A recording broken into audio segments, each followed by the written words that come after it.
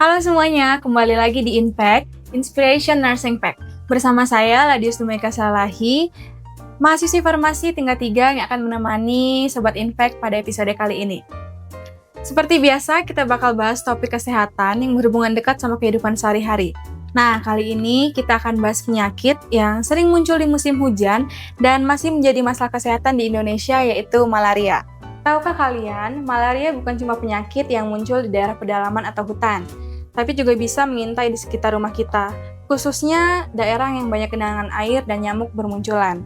Makanya penting banget buat kita tahu cara mencegah malaria sejak sekarang, dan akan dibahas di episode kali ini di Impact, Real Talk, Real Health.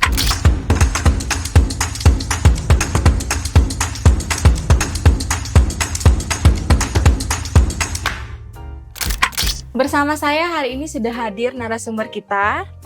Boleh Kak kenalan dulu dengan Sobat Impact?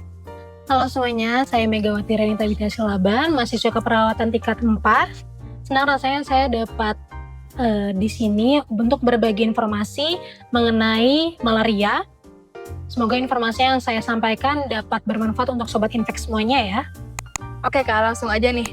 Sebenarnya malaria itu apa sih? Kenapa bisa dibilang penyakit yang lama tapi belum hilang? Jadi malaria merupakan penyakit infeksi yang disebabkan oleh Plasmodium, ditularkan oleh gigitan nyamuk Anopheles betina yang terinfeksi.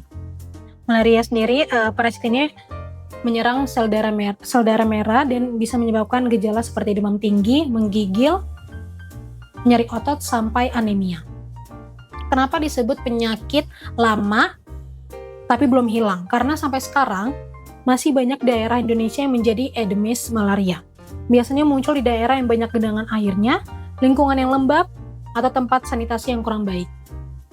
Misalnya di sekitar rumah kita yang selokannya mampet atau bak air yang tidak ditutup. Oke, kalau begitu gejalanya seperti apa sih Kak? Kenapa banyak orang yang salah ngira antara malaria dengan demam biasa atau masuk angin? Nah itu dia, gejala malaria sendiri seperti mirip-mirip dengan flu atau masuk angin berat.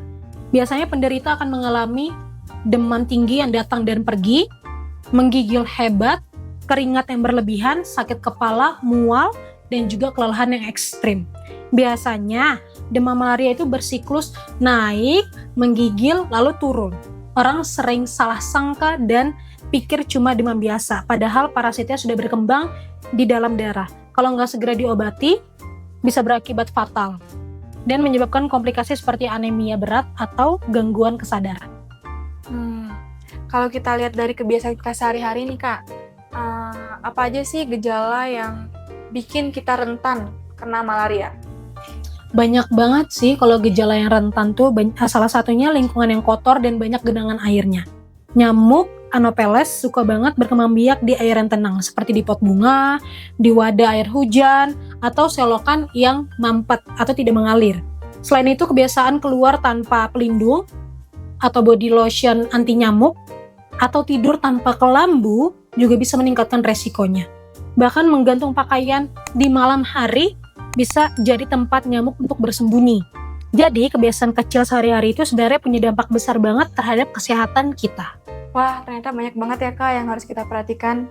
Lalu, apa aja sih Kak langkah-langkah pencegahan yang bisa dilakukan biar kita nggak kena malaria? Terutama saat musim hujan kayak sekarang.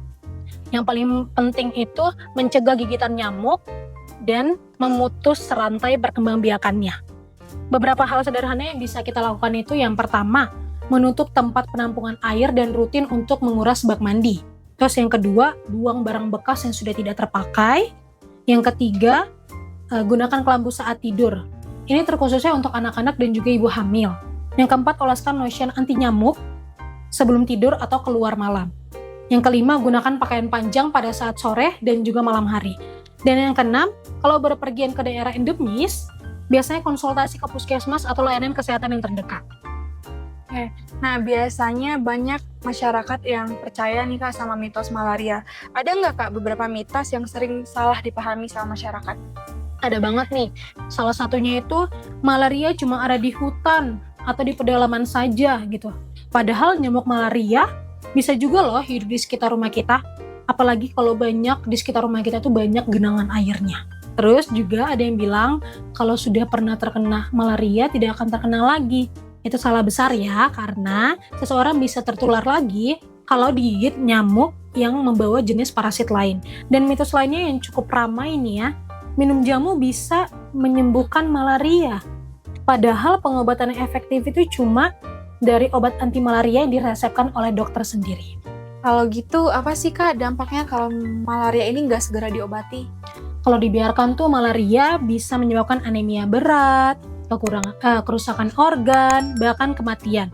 Selain itu, orang jadi mudah lelah, aktivitas jadi tidak produktif, dan bisa menular ke orang lain lewat gigitan nyamuk. Jadi, jangan tunggu parah dulu baru berobat. Harus kalau berpergian ke daerah endemis terus tiba-tiba demam tinggi, segera periksa ke puskesmas untuk cek darah. Oke, nah terakhir nih Kak. Mungkin kakak boleh kasih pesan buat sobat infek semua, terutama untuk menghadapi musim hujan yang identik dengan meningkatnya nyamuk dan resiko malaria. Pesan saya sih jangan tunggu sakit dulu baru peduli. Pencegahan itu dimulai dari hal-hal yang kecil, bersihkan lingkungan, tutup wadah air, pakai kelambu, lindungi diri dari gigitan nyamuk. Musim hujan memang bikin udara sejuk, tapi juga itu menjadi waktu favoritnya nyamuk untuk berkembang biak. Jadi mari kita waspada dan peduli mulai dari rumah sendiri. Terima kasih banyak atas penjelasannya Kak Mega. Dari pembahasan ini, kita bisa simpulkan kalau malaria bisa muncul di mana saja. Apalagi kalau lingkungan kita nggak bersih dan kita nggak waspada. Langkah kecil seperti menjaga kebersihan rumah, menutup wadah air, dan menggunakan kelambu, ternyata bisa menyelamatkan kita dari penyakit berbahaya ini.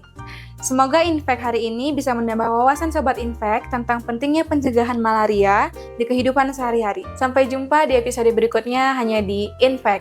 Real Talk, Real Health.